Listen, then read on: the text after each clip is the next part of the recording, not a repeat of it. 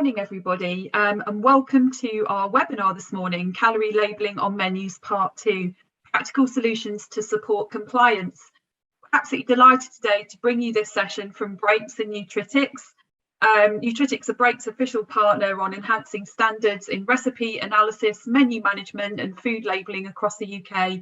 I'd like to introduce you to Clare Stead, UK Business Development Director at Nutritics, who will be hosting today's session. And with just 3 months to go until the new calorie display regulations come into place on the 6th of April for large businesses, food businesses in England with 250 or more employees, now's the time really to start preparing to ensure you have everything in place. New regulations include cafes, restaurants and takeaways display the calorie information on non-prepackaged food and soft drink items at the point of choice for the customer. For today's session, we'll cover a quick recap on the legislation and also essential steps that you can take to be ready in time. Just a few practical notes before we get started. The session's live today. Claire will be kindly staying on at the end to answer any questions that you might have in a live Q&A. If you've got a question as we go, please feel free to submit them using the Q&A function on your Zoom menu, and we'll answer them all at the end. Finally, we've got some really helpful things to share with you. We've got an essential guide which will be available at the end via a QR code, but don't worry if you don't have your phone at the ready, because we'll be publishing this webinar along with the resources available on our YouTube channel, so we'll share details about how you can access that at the end. And also, if you missed part 1, you'll be able to watch that back via our YouTube channel as well, so we'll share details of that. Without further ado, Claire, if I can hand over to you. Yeah, absolutely. Hi, everyone, and Happy New Year, first of all. Thank you so much to Fran and Brakes overall for inviting me back to discuss the upcoming legislation. For those of you who don't know me, my role as a business development director at Nutritics is to consult and support businesses on food regulation, but also showcase how technology can support in both simplifying and streamlining business process, whilst mitigating risk to employees and end consumers, and ultimately help businesses to save money overall, because of what I've just said, but also by enabling operators to have greater visibility and transparency of data. So, bearing in mind my day-to-day role, what I'm going to cover today is firstly spending a few minutes at the top of this session, just recapping on the legislation coming into force from April. So what it is, alongside some background, and then cover off some key points you really should understand before you go any further. It will just be a light recap. There is already a session available, which I recorded with Brakes a few weeks ago, which focuses on the legislation in full detail. So if you haven't yet seen that, Fran will be advising on how that can be downloaded and watched so that you can be fully up to speed on the changes which are quickly approaching. And then once I've recapped on the legislation, I'm then going to go into technology, as I firmly believe that the right system solution will help all businesses, not only to conform to this legislation, but also by delivering much more wide-ranging benefits across all operational areas.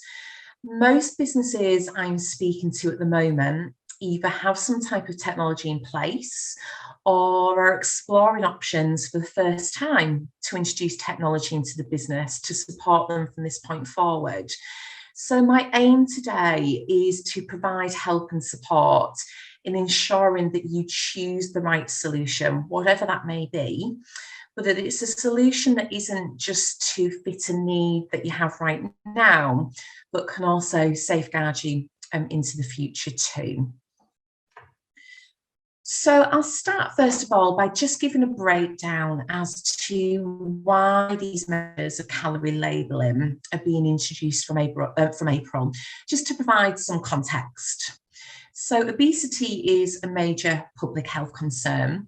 The majority of adults in this country are now overweight, but perhaps more worryingly, 1 in 3 children are overweight, with 1 in 5 being classed as obese. So the scene is being set for health inequality from childhood. And some of this has been attributed to lack of education in adults. So parents, carers, guardians, etc., not being aware of calories in food or what a healthy and balanced diet looks like. It's widely thought that the new measures coming into force are likely only going to be the start, considering the challenges being faced into. We at Nutritics believe more changes will be introduced in the years to come, so it is best for businesses to start preparing now. Obviously, multiple public health measures are required to tackle obesity, considering the complexity of the cause.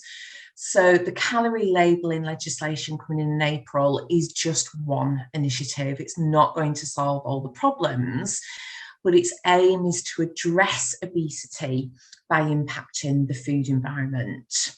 So what do I mean by that? Well, as a nation, we eat out more than ever.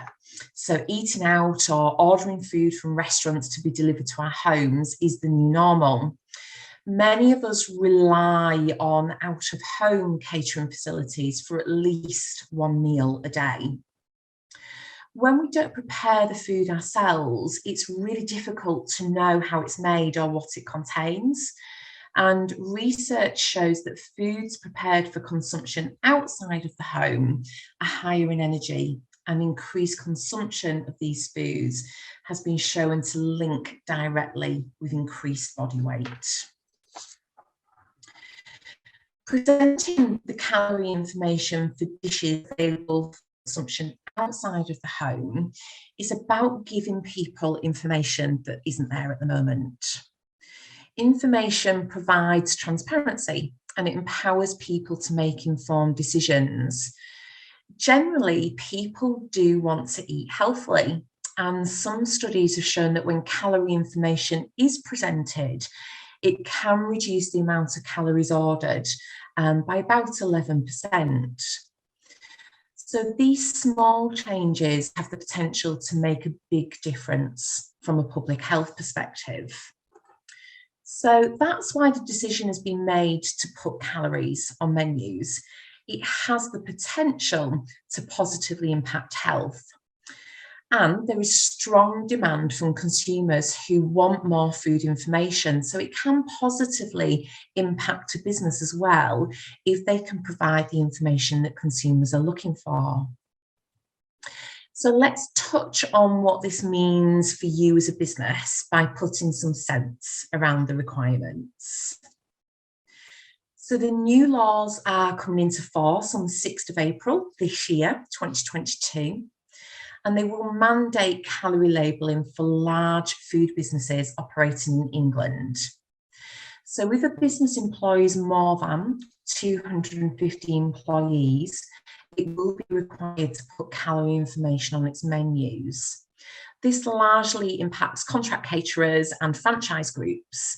However, there is strong encouragement from government for smaller businesses to adopt calorie posting voluntarily, and the scheme will be reviewed across the next 5 years. Just to touch on Scotland very quickly, the FSS and PHS recently issued a joint policy statement committing to calorie menu labelling, and it is expected that they will shortly follow the regulations being introduced in England. The types of businesses that make up the out-of-home sector are restaurants, fast food outlets, contract caterers, pubs and food takeaway outlets within larger venues. Takeaway platforms are also affected, so irrespective of the size of their business, third-party takeaway platforms will be required to display calorie information on food and drink items sold by businesses in the scope of policy. And for smaller businesses, although they are exempt from these initial requirements, as I've said already, the government is encouraging smaller businesses to provide similar information sharing, and it hasn't ruled out mandatory requirements for them in the future as well. So it is good to be aware of these changes and start planning what this may mean for you as a business moving forward. The types of food that need labelling are foods like meal at a restaurant, a sandwich packed at a cafe or deli and presented for sale in a chill cabinet, a loose sausage roll or pie at a bakery, all items presented on the menu, including sides and toppings. As part of the resources that we'll share at the end of today's session, a handy ebook will be available to all of you so that you can read about this in more detail. And that ebook also includes detail on exceptions, so foods that do not require calorie labelling, such as non-standard menu items, alcoholic beverages above a certain percentage value, bespoke food requested by the customer, and whole foods sold as a single item, such as fresh fruit and veg, loaves of bread, etc. So I strongly encourage that you do download the resources at the end of this session and review that ebook in more detail so that you can be fully aware of how this new legislation will affect you and what your requirements are. The legislation is a legal document, so it's not that easy to follow. But if you would break the requirements down, it is actually quite simple. And again, our ebook does this for you. But the headlines of the new legislations are, as I'm showing on screen at the moment. So you need to be able to show the amount of calories in a serving of food clearly and prominently at the point where the customer decides what food to buy. This is usually beside the name, description, or price of the food item. The information must be prominent, so the same font size and colour as the food description, and it can't be hidden behind a QR code or similar. And a statement about the amount of calories a person needs in a day is required to help consumers make sense of the calorie information being presented. The statement required in England is adults need around 2,000 calories per day. The key to being able to easily and effectively manage the data flow from recipe creation to being published on menus is using technology. So I'm now going to go into the role of technology more. Most businesses are realising that a software system is needed. Calculating the calorie value of your menu items, it might seem daunting at first, but with the help of solutions like Break's Virtual Chef Online, powered by Nutritics, you can determine accurate calorie values for your dishes quickly and easily. You can see on screen now the checks that will start to be made on your business after the 6th of April via inspections.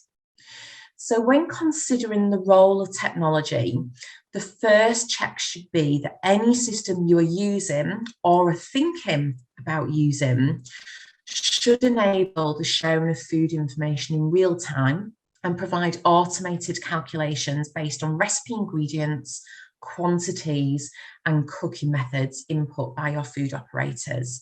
I'm going to touch on that more as we go through the session. With Virtual Chef Online, as an example, you can simply create your own recipes by accessing your live Breaks product catalogue, plus your other F&B suppliers can be onboarded to ensure all food and beverage ingredients are available for recipe creation and maintenance. Once your recipe ingredients for each dish on the menu have been added to a recipe spec card, Virtual Chef will then automatically calculate a full nutrient profile for your recipe based on the ingredients, quantities, and cooking methods used. It really can be that simple, and that is what you should be looking for with the introduction of any technology. But let's break that down a little bit further, as I'm conscious that there will be businesses watching this session who range from having no technology solutions in place at all the way through to those businesses who have implemented systems over the years, but are now realising that there is a gap in that technology in being able to provide accurate nutritional detail. So the first thing to look at is your supply chain management. It really is key. Enabling your suppliers to submit all the data you need to conform to legislation is the first important step. And you should be conscious and aware at this stage that systems which allow suppliers to submit data into a warehouse type environment for your access is only part of the you need.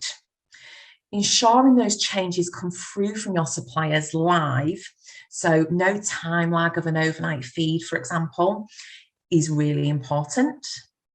But then the system that you choose should also be able to undertake nutritional integrity checks on the data being submitted by your suppliers. So what I mean by that is overlaying the data that's coming through with automated checks within the system to ensure that the system is correct. That immediately alleviates risk from being introduced into your business, as the food and drink data you will go on to use in recipes has already been checked by the system solution, so you know that you can then go and use it in an accurate and reliable manner onward into your business. Put simply, you need to trust that the data being submitted by your suppliers is timely and is being checked before it reaches you. The power of Virtual Chef is its unique gateway within the Breaks database, allowing real-time changes of product information and cost to flow through to your recipes and menus automatically. And you can then undertake the necessary validation and QA checks as required within your operations from there, supported by the system. So we can explore that a little bit further. So you have all of your supplier data available. So what do you actually need to do now? So once your food and drink product data is available, you can start to build your recipes. Nutritics is currently the only company in the world to have been awarded with the gold standard recipe calculation accreditation by the European Food Information Resource Centre. So we're really proud that our software powers the Breaks Virtual Chef online solution.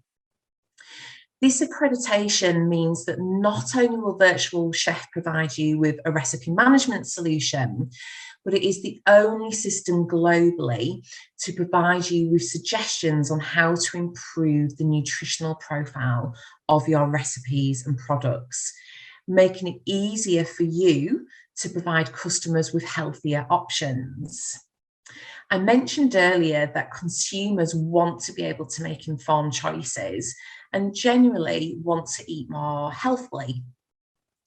So by understanding the calorific values of your dishes, it gives you the power to decide whether tweaks need to be made to a dish to either promote healthier options, thus allowing the consumer to make a choice, or for the first time, you may notice that a dish you have on your menu has quite a high calorific content.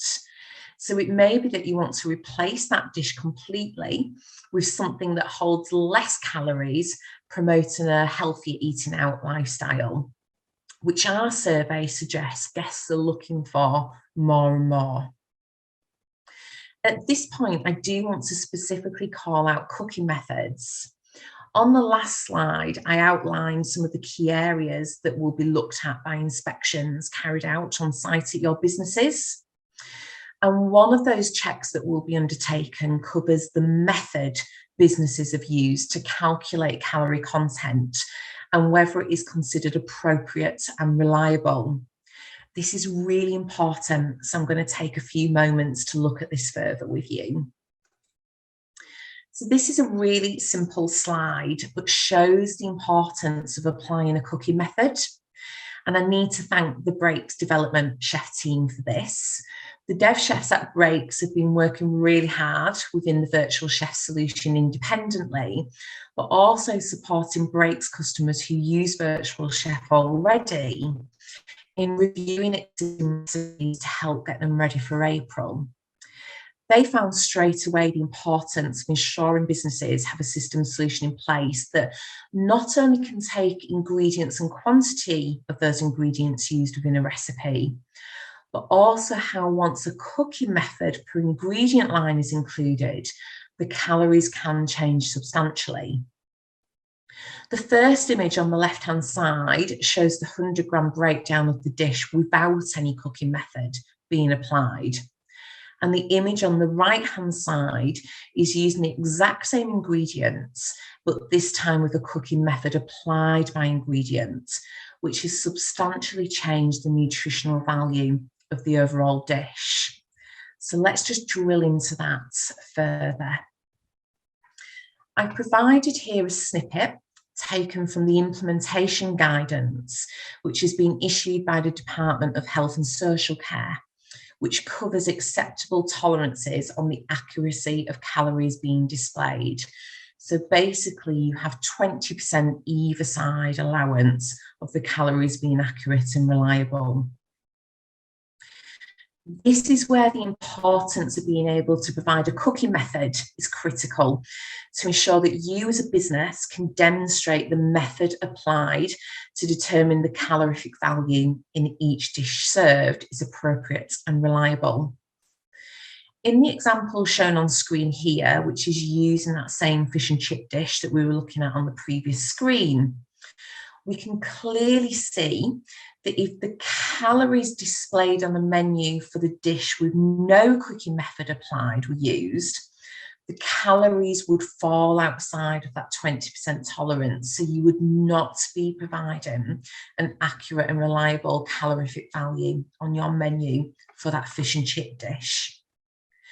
When you apply the cooking method, there is a change of 36% in the post-cook example. And then you can see that by offering a larger portion, only increases the calories by 11%. So to really be ready for the changes being introduced, you not only need a recipe management solution, but you need something like Virtual Chef Online so that you can apply cooking methods to ensure compliance and mitigate any risk to your business, because you can really and truly understand the nutritional breakdown of that dish, alongside the help of reformulation tools, so that if this is the first time you are looking at the nutrient profile of the dish, you can make informed choices of what you then want to go on and do with that dish before it's published on menus. So once you've gone to the trouble to fully build and analyse your recipes, it's absolutely key that that same information in the recipe spec card is then fed out to your menus in as automated a fashion as possible. Any disconnect between the solution and the menus utilised to publish that data can lead to data inaccuracy, whether that be from manual rekeying problems or multiple touch points introduced between the recipe being created to then the menu being published. In the example here, the Nutritics 10 Kites module enables you to inform consumers about the food you serve by publishing menus to all touch points. That includes websites, paper menus, and digital displays. And it's used today by businesses to enable customers to browse menus so that they can make better informed meal choices really efficiently without staff involvement on site. You can choose the information to be displayed, such as menu item prices, calories, allergen information, and an ingredient list, whilst providing consumers with accurate and engaging branded experiences across all devices. And I did promise right at the top of today's session that a main goal for me in my day-to-day role is to ultimately help businesses to save money.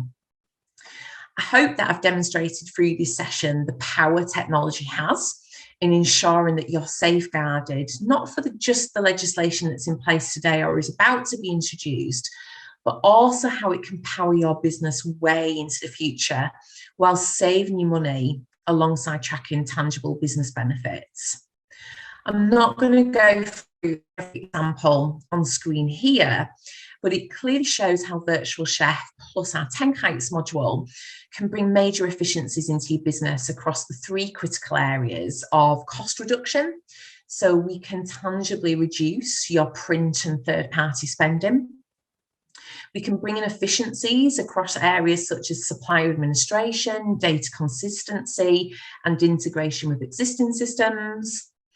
And we can really help you to promote the customer experience and the revenue growth that comes from providing a great experience to your own guests. So whether that's bringing a transparency of nutritional data to the fore, the ability to adapt your menus based on ever-changing environments, or being able to put in their upsell options such as increasing portion sizes, etc. So to truly thrive and be agile enough to manage whatever the future brings, it is my recommendation to source the right solution provider, ensuring that that provider can simplify your workflow and allow you to spend more time on what matters most, which is ultimately your customers. We have covered a lot there. So for some of you watching this session, technology, especially menu publishing from recipe specs, will be quite a new concept. And each business that I'm speaking to does work slightly differently. So this was really a very high level overview, just to give you some insight as to what you should be considering today. So just to recap on that, if you are looking for a technology solution, you should ensure these 4 key areas. The first one being live supplier data can be submitted, and integrity checks are applied to that data by the system you choose to ensure no incorrect or erroneous data is being submitted. So classic examples of that are a standard mayonnaise being submitted without eggs listed as an ingredient, or no allergen markers being included. The second area is ensuring that not only recipes can be created, but that calories can be auto-calculated and stored within the same recipe spec card for onward use within your business. And the third step, on top of what I've just said on the recipes, is ensuring that cooking methods can be applied to ensure that accurate and reliable nutritional detail is present within each dish you serve within your business. And finally, ideally, it should be that same data that is held within your recipe management solution with no interference can be pushed directly out into paper and digital menus, till systems, and onward to any third-party delivery apps that you may use. But as mentioned, each business will work slightly differently. So I've purposely put my details up on this slide here. And if you do want to talk about your specific business in more detail, I encourage you to reach out to me, and myself and my team at Nutritics will discuss your specific operation in more detail so that we can consult with you on the next best step. We will share all of my contact details as well in the resources after this session. But for now, I'm going to pass back to Fran so that she can advise on other events coming up in this series, explain how to download the resources available, and we can also open up a Q&A session for a few minutes as well. Thanks so much, Claire, for that session, which was really great. As Claire mentioned, I was just going to share with you the resources that are available to you as part of this session. So I'll just quickly share my screen on those.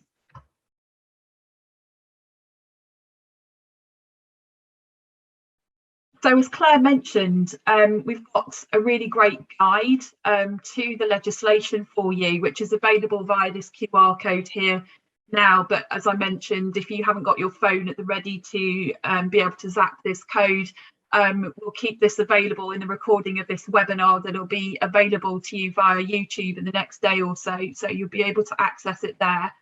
And also just a recap on a couple of links for you to help as well. So Claire mentioned the link to the Department of Health and Social Care's guidance here. So we've just popped this link back in here as well, in case that's useful for you to access from this page. And also Claire's contact details as well, as she mentioned, you can get in touch. And also, if you want a bit more of a detailed immersion on the new legislation, as Claire mentioned at the start, we recorded a webinar pre-Christmas on that for you.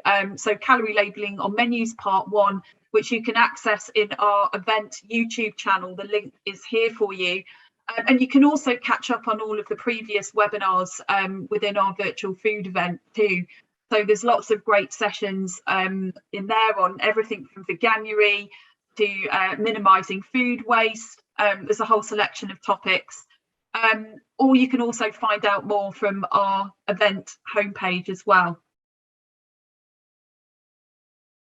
So just going into some questions then, Claire. I'm just having a look on the chat to see if we've had any come through.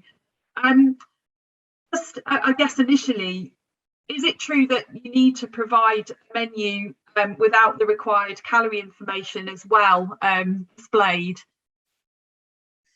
Yeah, that's right. So the legislation does take into account the psychological impact that showing calories on menus could show some guests. So there will be some guests who don't want to know the calories contained within a particular meal.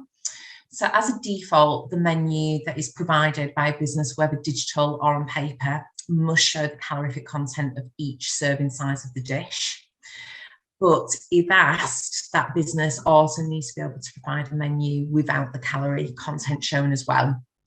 So yes, that is another area that needs to be made aware of, which goes back to my point of ensuring that the technology is there to make that as simple and easy to manage for your on-site operatives as possible, whilst mitigating any risk that may bring in as well. And will just providing a QR code that customers can scan do the trick, or do you need to definitely do more than that? Yeah, so the guidance clearly states that the calories of a dish on a menu must have prominent display. So I mentioned in the session that that normally means that the calories are shown next to the name of the dish. And if that's the case, it must be in the same font size, the same colour, etc. in there, so it can be seen. There can, of course, then still be menus that can be scanned with the QR code, and again, the calories on menus need to be shown there as well. But it can't be a case of a business showing a menu and then saying, if you want to see the calories in this dish, you scan the QR code. If you are producing a menu either paper, digitally, or both, or on digital signage, the calories must show on there, and then a QR code can just be used to back that up as well. Yeah. And are there any exceptions as to where the information needs to be displayed? Just wondering about that. There are numerous exceptions to the legislation, and that's where the resources can be really helpful. Look at our ebook first, because it just breaks that legislation down into just really handy chunks, whereas the implementation guidance is quite lengthy. But absolutely there are exceptions. So the types of business, as I mentioned, it's 250 more employees. It is not things like charities who serve food, schools, education facilities, hospitals, healthcare, etc. So there are exceptions. And likewise, there are exceptions to the type of food. So I mentioned whole foods. So if it's a loaf of bread or a baguette or fruit and veg, that doesn't need calorie labelling. So it's more about menu items, such as I go into a restaurant and I want to choose a dish off there that needs to show for me. If I go into my local coffee shop and I want to order a hot chocolate or a mocha, that information needs to show for me. So if there's a blackboard behind the counter, the calories need to be on there. If there's any digital signage, the calories need to show. If there's any menus being handed out or being shown on websites, the calories need to show on there from the 6th of April. And actually, that's a really interesting one, Claire, because we have actually just had a question come through about schools, just to double check whether schools are in scope or not. So just thinking it's probably good if you don't mind just recapping on that for schools.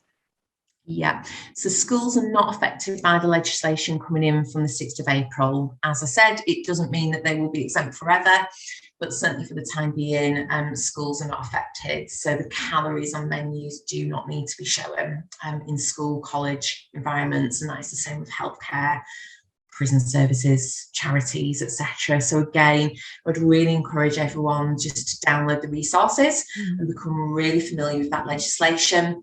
And they continue to have questions about the exceptions and whether the legislation applies to them or not, that they reach out to me or the Braits contact so that we can discuss that with them on a one-on-one basis.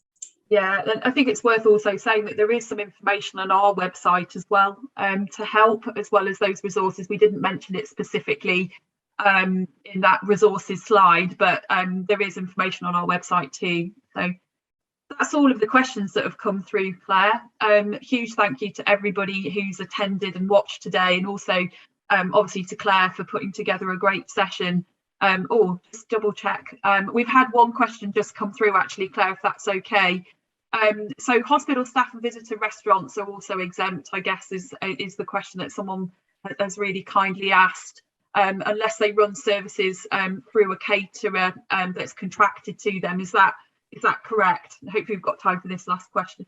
Yeah, it really depends on the setup. So that will actually be probably more of an individual one-on-one conversation you need to have with the person who's asked the question.